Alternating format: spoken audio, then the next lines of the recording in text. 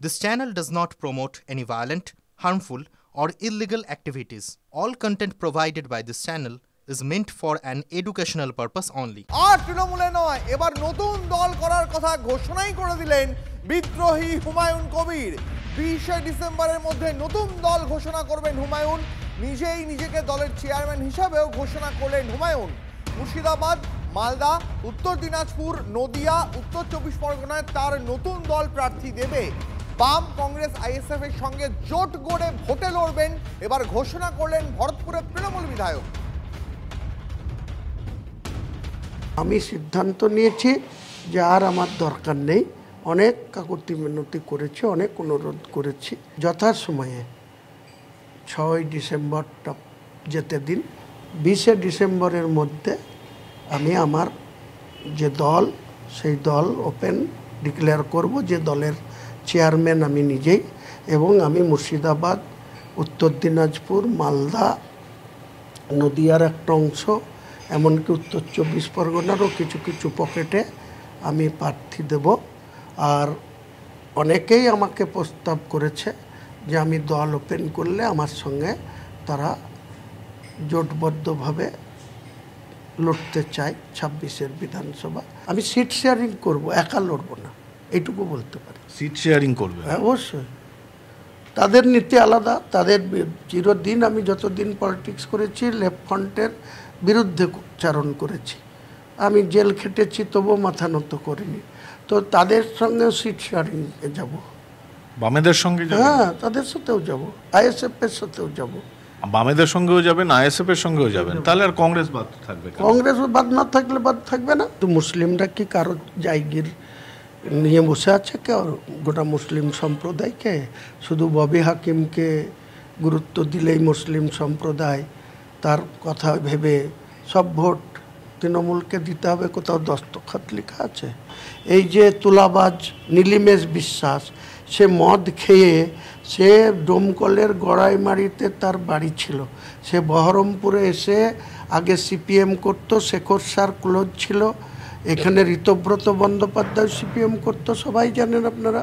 সে আইনটিটিউর সভাপতি, তাকে সুবোধ দাস পুরনো তৃণমূল, তাকে সরিয়ে ওই নীলিমেশকে করেছে। তা সে ওপেন বলছে আমি ঋতব্রতকে মাসে মাসে মান্থলি দিতে হয়। কাজেই মুর্শিদাবাদের মানুষের এটাই দুর্ভাগ্য যে তৃণমূলকে ভোটও দেবে, আবার মান্থলি টাকাও দিতে হবে, পাঠাতে হবে। আমি এইটার বিরুদ্ধে সোচ্চার হচ্ছি। দল কারোর সাথে আলোচনা করব না। দল যদি মমতা ব্যানার্জি ডাকে, সেই মুহূর্তে যদি আমার যা যা ডিমান্ড সেটা যদি ফুলফিল করে তাহলেই হবে, নাহলে যাওয়ারও কোনো প্রশ্ন নাই। বুঝতে পেরেছি? অনেক গিয়েছি, অনেক কথা বলেছি, অনেক পায়ে ধরে বলেছি, অনেক রিকোয়েস্ট করে বলেছি। আমার কিছু হারানোর নেই, আমার কিছু হারার নাই। যারা জমিদারি করে চলছে তাদের কি হারাবে তারা বুঝতে পারবে 2026-এর কাউন্টিংয়ের দিনে। আপনারা শুনলেন, তৃণমূলে আর নয়, এবার নতুন দল গড়ার কথা ঘোষণা করলেন বিদ্রোহী হুমায়ুন। 20শে ডিসেম্বরের মধ্যে নতুন দল ঘোষণা করলেন হুমায়ুন। যে হুমায়ুনকে বারবার তৃণমূল কংগ্রেসের শীর্ষ নেতৃত্বের তরফ থেকে সতর্ক করা হয়েছে, যে হুমায়ুন কবির বারবার নানা বেফাস মন্তব্য করে, বিতর্কিত মন্তব্য করে নিজেরই দলকে একাধিকবার বিড়ম্বনায় ফেলেছেন, সেই হুমায়ুন কবির এবার ঘোষণাই করে দিলেন ডিসেম্বরের মধ্যে নতুন দল। সেই দলের চেয়ারম্যানও তিনি নিজেই হচ্ছেন। মুর্শিদাবাদ, মালদা, উত্তর দিনাজপুর, নদিয়া, উত্তর 24 পরগনায় প্রার্থী দেবে তার নতুন দল। বাম, কংগ্রেস, আইএসএফ এর সঙ্গে প্রয়োজন মতন জোট গড়ে তিনি ভোটে লড়বেন ঘোষণা করলেন ভরতপুরের বিদ্রোহী তৃণমূল বিধায়ক। এবার যে তৃণমূল শীর্ষ নেতৃত্বের তরফ থেকে বারবার হুমায়ুন কবিরকে সতর্ক করা হয়েছিল, তার মন্তব্যের জন্য শোকজ করা হয়েছিল, ডেকে পাঠানো হয়েছিল, সেই তৃণমূল কংগ্রেস তারা কিভাবে দেখছেন এই হুমায়ুন কবিরের নতুন দল গড়ার কথাকে আপনাদের শোনাবো। তৃণমূল মুখপাত্র অরূপ চক্রবর্তী তাঁর প্রতিক্রিয়া শোনাবো। বিজেপির তরফ থেকে কি বলছেন সুকান্ত মজুমদার। কোনো আলটিমেটামের বিষয় নেই, এই নিয়ে উনি প্রায় 15 বার আলটিমেটাম দিলেন। আলটিমেটাম তো লোকে একবার দেয়, 15 বার, এটা 15তম আলটিমেটাম, এরপরে হবে 16তম আলটিমেটাম, তারপরে হবে 17তম আলটিমেটাম। তো এত আলটিমেটাম না দিয়ে একটা কিছু করুন, যাতে দলও বিড়ম্বনায় না পড়ে, আপনিও বিড়ম্বনায় না পড়েন। আপনি সিনিয়র নেতা, আপনি বিবেচক, কিন্তু আপনি এমন সব কাণ্ড কারখানা করছেন, তাতে দল বিড়ম্বনায় পড়ছে, কিন্তু এই আলটিমেটাম করতে করতে আপনার যে জায়গাটা সেটা হাস্যকর জায়গায় পরিণত হচ্ছে।